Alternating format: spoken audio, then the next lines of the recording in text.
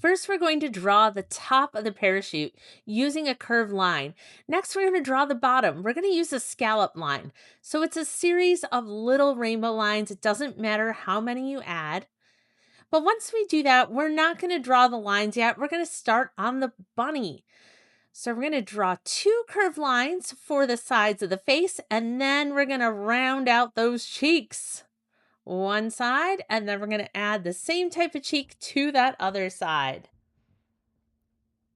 Next, we're going to add some eyes. You can choose whatever eyes you want, a little nose, and then we're going to add that mouth.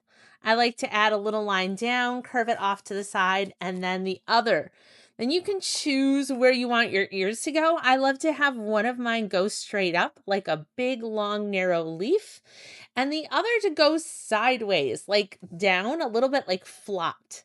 So I'm going to bring the line up, and then I'm going to curve it down. So it's going to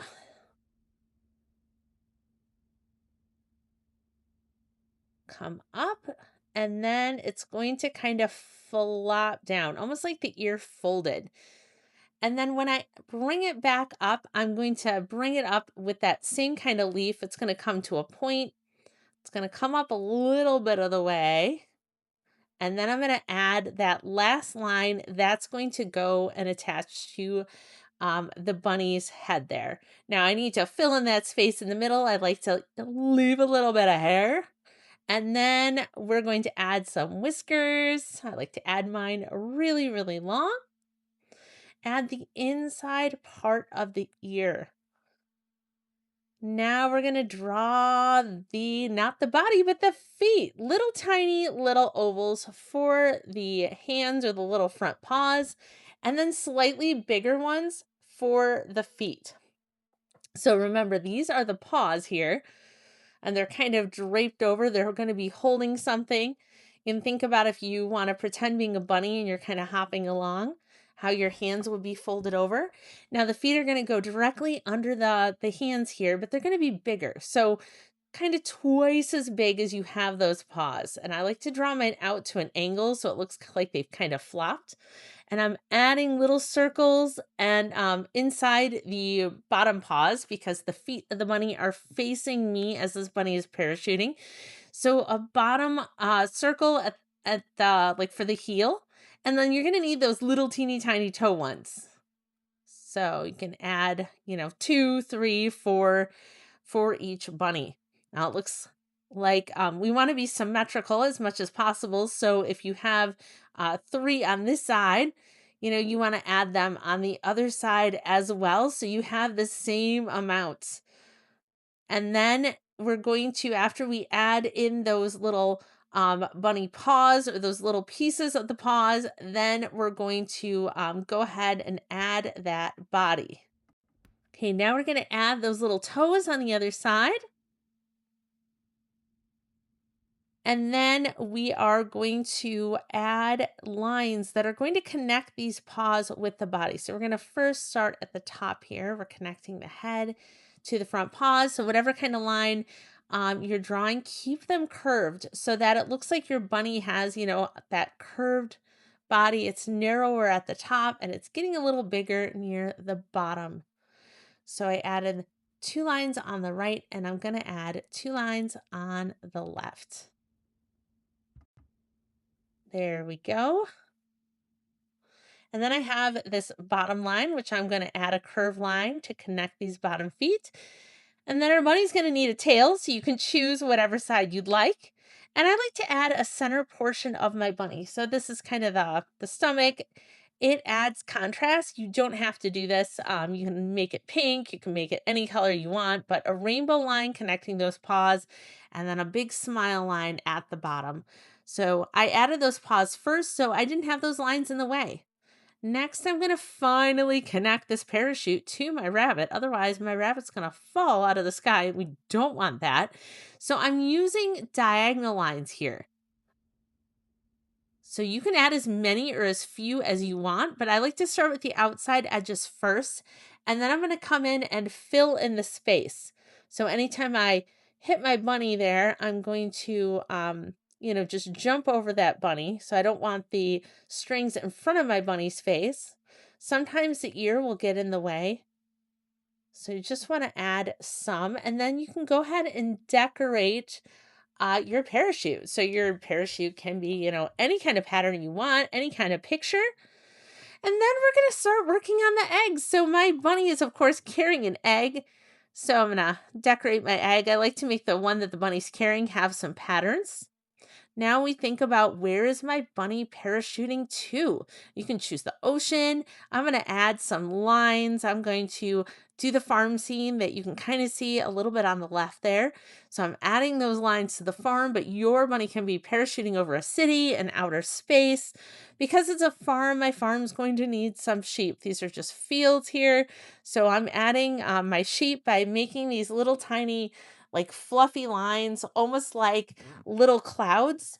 And then I'm going to add this sheep. This is the head, and it's kind of pointed in the direction of my bunny. I'm going to add the little ears, a couple of little feet.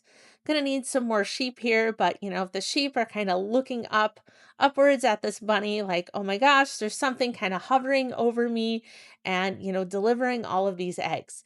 So I'm going to add some more, because I don't want it just to be a single sheep farm. So I'm going to add some more little tiny cloud shapes here.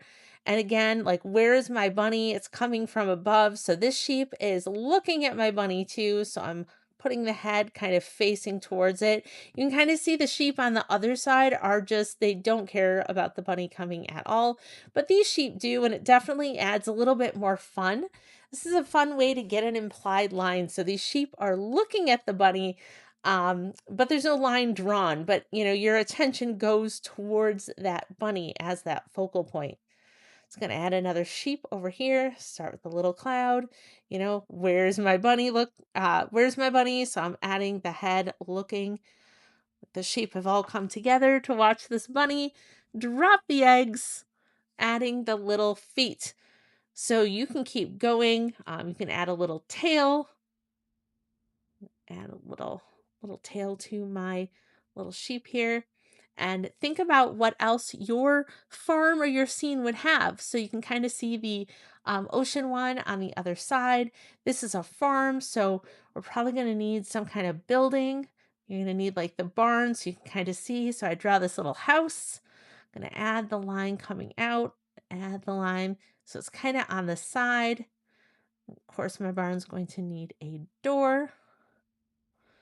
And I can color that whatever color I want. So I can fill in more space if I want, or I can leave it as is.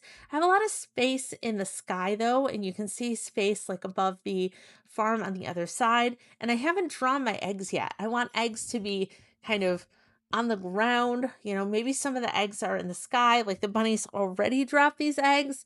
So these are all choices that we want to think about when we're creating our piece and when we're drawing.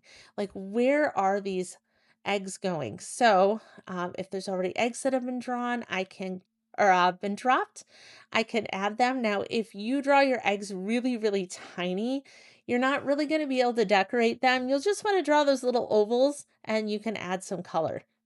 So I'm just showing that there's eggs already on the ground here.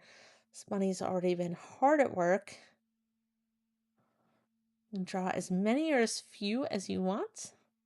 Or maybe there's no eggs on the ground at all. Maybe your bunny hasn't thrown any. So you get to kind of decide that. So you can decide, again, I have this space over here. So I kind of want to do something, are there more fields? I could add like some rolling hills. I could add a fence. I thought like a fence would be a good idea to just kind of fill this space, make it look enclosed. We don't want the sheep running free. So that's kind of why I thought we don't want the cows getting in and getting these sheep's eggs here. That would be a problem. So that kind of finished and kind of covered some of that space there, but we still have some space. So let's see, maybe we should add another line, make our fence look a little bit fancier. I'm liking that a lot. Again, these are all just style choices, but now I'm going to fill in that space with at least one cloud here. And then it's just about coloring, and you can color your scene with whatever you'd like to color it with. So you can color as much or as little as you want. You can use watercolors to paint it. You can use crayons. You can use markers. And I'm just having fun coloring in my field because it's field. Usually the greens are a little bit different. Usually there's, like a lighter green and a darker green. So I might have some fun with that. But otherwise, you can have fun coloring. So I want you to take a look though. On the right, you can notice how the sky is not colored, and the one, so you can decide if you want to color it or not. And the one on the left had some watercolors added to it after the crayons.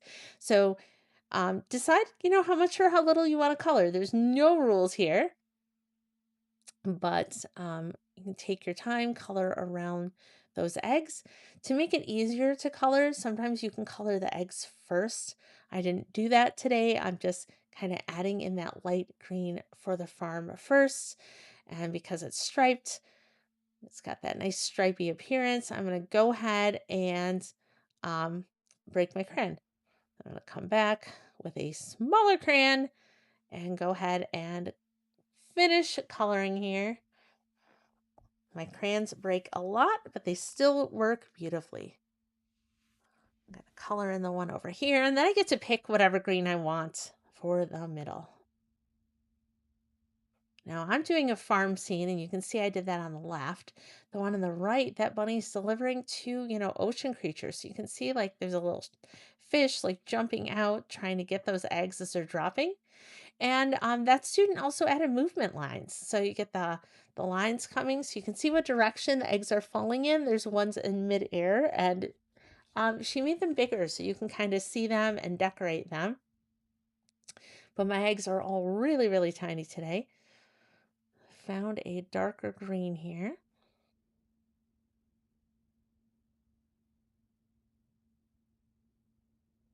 And just as a reminder, coloring can take a lot of time. If you feel like you expended your energy drawing this bunny today, then make sure that you put it to the side. You do not have to color and draw in the same art session at all. I like to make my bunny's stomach pink. I'm not sure when, when that started. Trying to decide, is my bunny going to be white today, or am I going to make my bunny be a completely different color? I can't decide. So I like to color in the pieces that I know what color I want them to be. And then that allows me to, give a little bit more thought. But the inside of the ear and the nose and the belly have to be pink. Those are my rules for coloring in bunnies. Sometimes the bottoms of those paws, we can use that same pink too to color those in, and we end up having some unity with the color that we've chosen.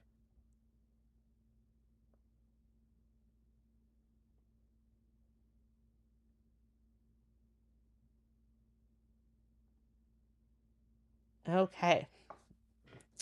So it's time to think about what color I'm going to want this parachute and this barn.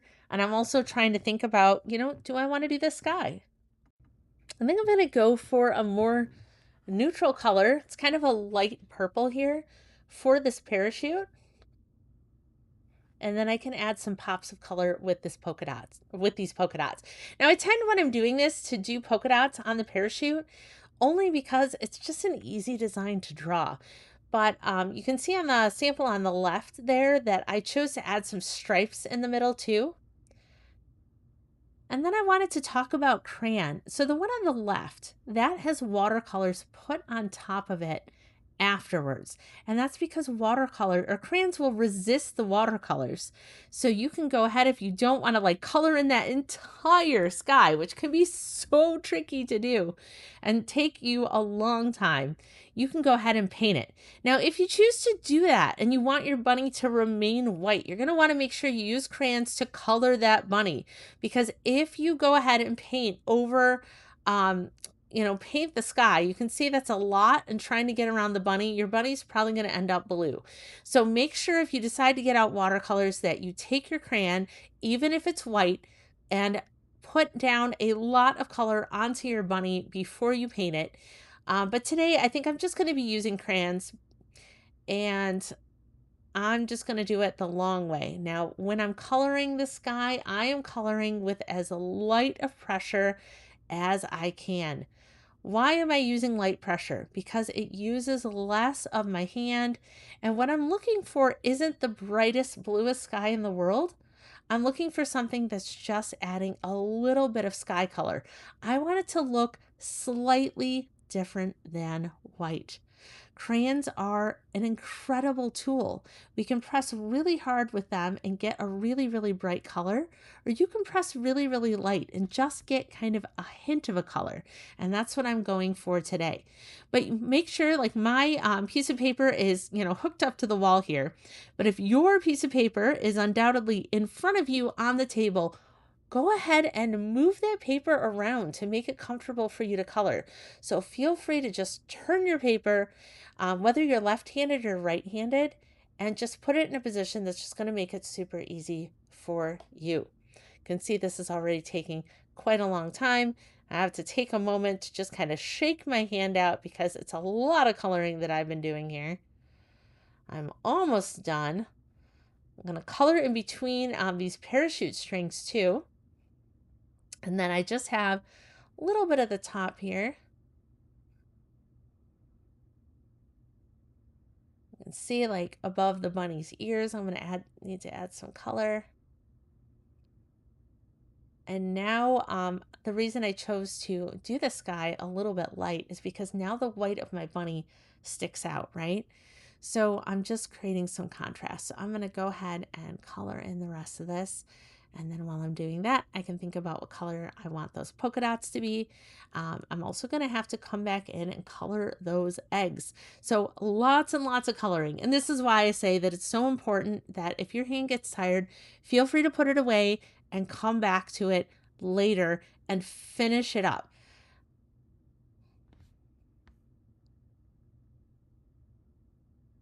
So I'm just coloring in my eggs next, just choosing some random colors from my box of crayons.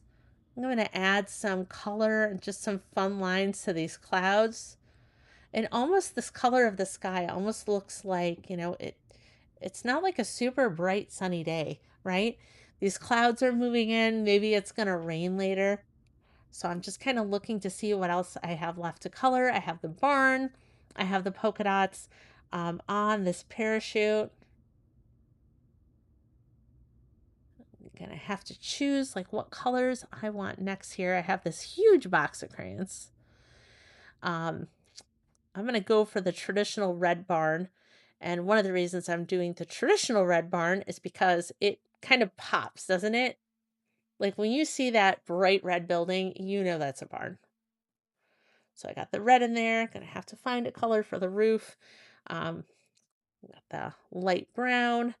I'm coming in with some bright colors to just kind of finish up this parachute.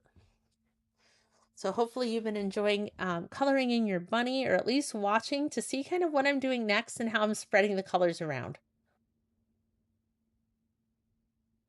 Just some super simple colors here. Just adding some pops. And I'm using the same colors that I had in the parachute, and I'm using them for the eggs. So I'm just wrapping this up, everyone. I hope you really enjoyed creating this parachuting bunny with me. No matter where your bunny decided to drop its eggs, I hope you had an absolute blast. And until next time.